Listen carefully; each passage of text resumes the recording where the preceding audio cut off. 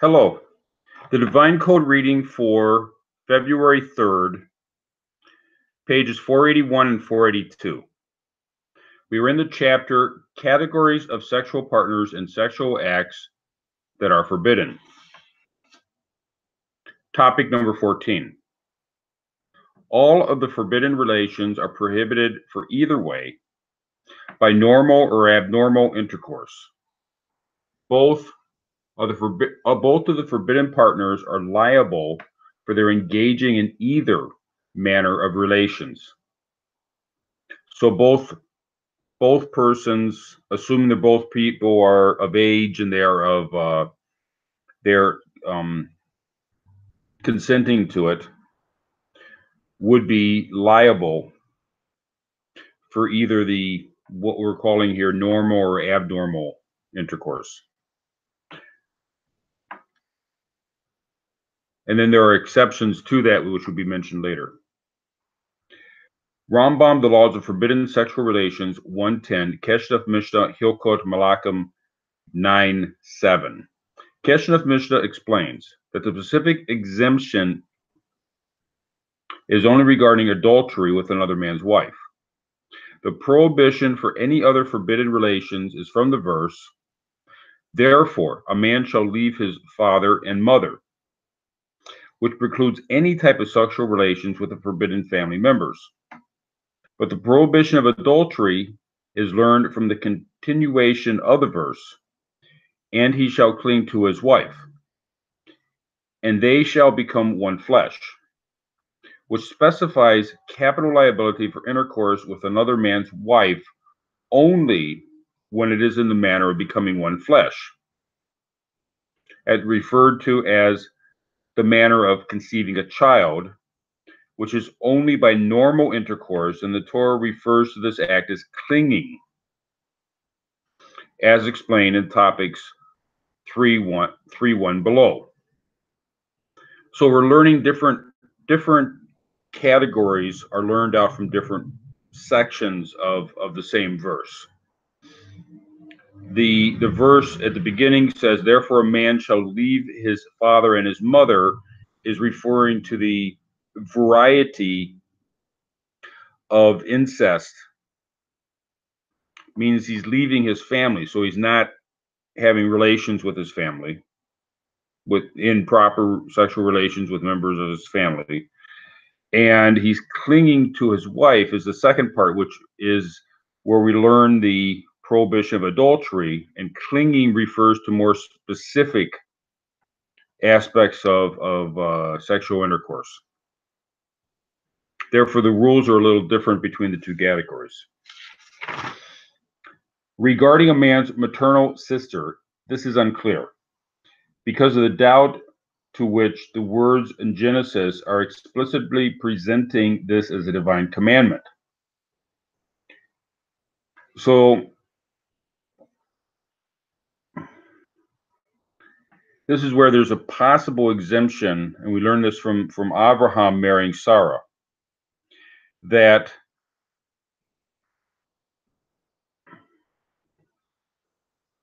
in the case of a maternal sister, a paternal sister, it's from the same father but with a different mother, that it might be acceptable or it might be allowed for Gentiles in Torah law, and whereas a maternal sister would not be acceptable by Torah law. And we learned that by some of the nuances. It's the exegeses that the sages learned out the Torah laws from the scriptures.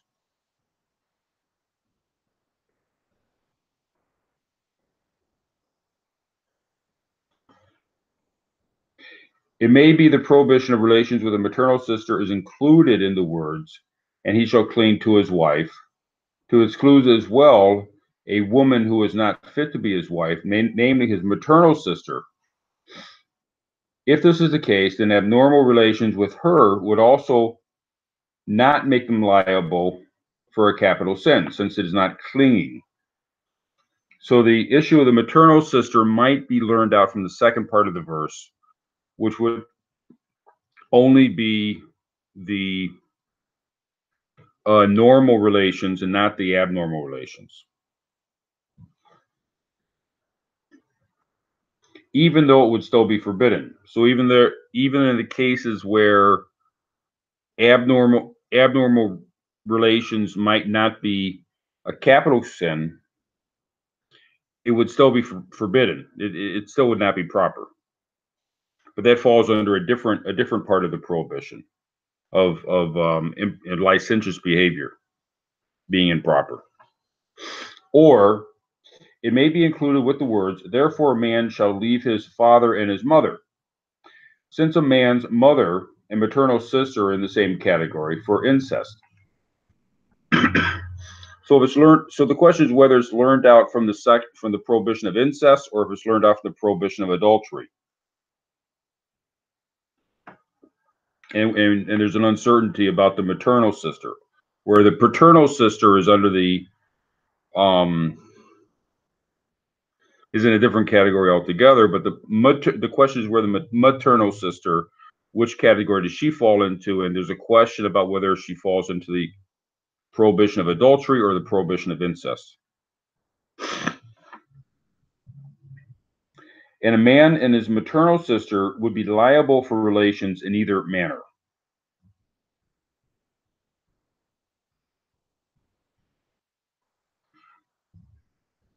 And I assume by this it would be in either manner as to whether it's okay. So the question, if it's incest, then it would be either normal or abnormal relations. And if it's the case of adultery, then it would just be the normal relations, but not the abnormal relations. Even though the abnormal relations would still be prohibited, it would not be a capital sin. It is stated clearly in Keshdef Mishnah that the prohibition of relations with a maternal sister does not stem from the fact of her being unfit to be his wife from her maternal brother, but rather due to the very close relatives within there being very close relatives within Torah law, and therefore the prohibition must be learned from the words, he shall cleave to his mother and his father. He shall leave his mother and his father. See footnote 103 below. And 103 will be several days out. We're at footnote 41 right now. So this question will be brought up again at a later point in the book.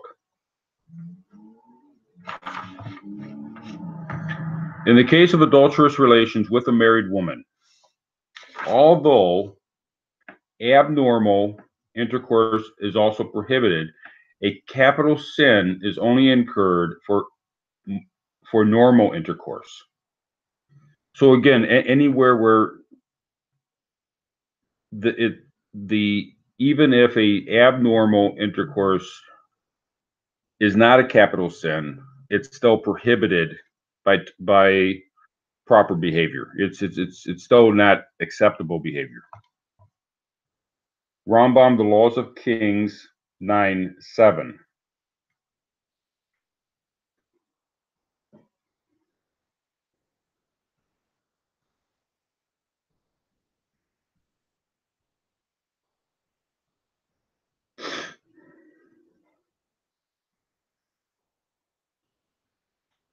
Topic number 15. Forbidden relations. Gileorayat in Hebrew, which literally translate as revealing the nakedness. So a lot of times, if it's a literal translation of the Torah, it would say do not reveal the nakedness of such and such a person. And that is a euphemism within the Torah referring to marital relations with a person. Between a man and a woman refers to sexual intercourse by inserting the male organ into the female's abominable orifice, her vagina or anus. So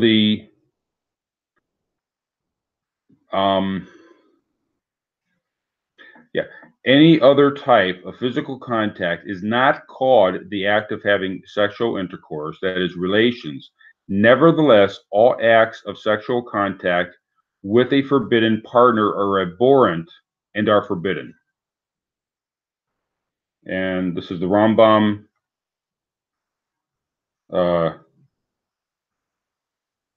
Pirush HaMishnayot on Tractate Sanhedrin, chapter 7.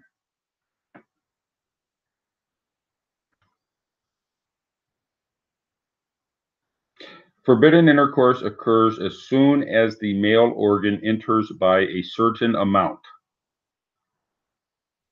The assertion of the head, the thick part at the end, of the erect male organ brings liability for a capital sin, even if the male does not insert his entire organ, and even if he has not completed the intercourse or expelled semen into the woman. Jerusalem Talmud, Tractate Kedushim 1:1. As written specifically for Gentiles, this is the implication of Rambam Laws of Forbidden Sexual Relations 1:10, that by definition, just the kissing, that is touching of the organs, is forbidden by forbidden partners, does not constitute the severity of a capital sin. There is no reason to differentiate between Jews and Gentiles in this matter. See also Mishnah Chinuch, Commandment 35, Section 12. However, Muri on Sanhedrin 57 writes that Gentiles are not liable for forbidden relations if there is only insertion of the head of the male organ and not total insertion of the organ, or the word clinging in the verse would indicate complete insertion according to that opinion. This would require Muri to say that there is a disagreement between the Babylonian Talmud and the Jerusalem Talmud on this detail. So there is an argument that, okay, so when we're dealing with a capital sin, it has to be clearly spelled out what is forbidden. At what point does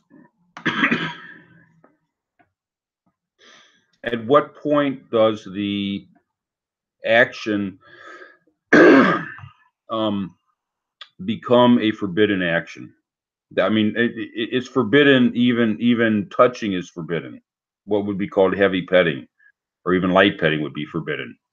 But there's, at certain degrees of activity, at what point does it become a capital sin that would be punishable by the death penalty by a court of law? And therefore, it has to be explicitly explained at what point that becomes important. The Muri states that the concept of clinging would infer a total insertion of the male organ. However, the normative understanding is that it's the tip of the male organ is inserted into the other person. That is the point that it becomes a capital sin. That's the normative halakha. That, because it has to be spelled out explicitly.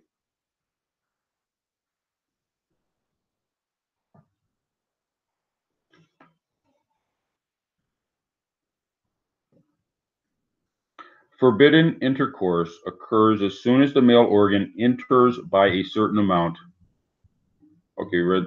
But less insertion than this is called kissing of the organ and is not called actual intercourse in Torah law, but is forbidden contact. Rambam, Pirush HaMishnayot, Yevamot chapter 6, and Sanhedrin chapter 7.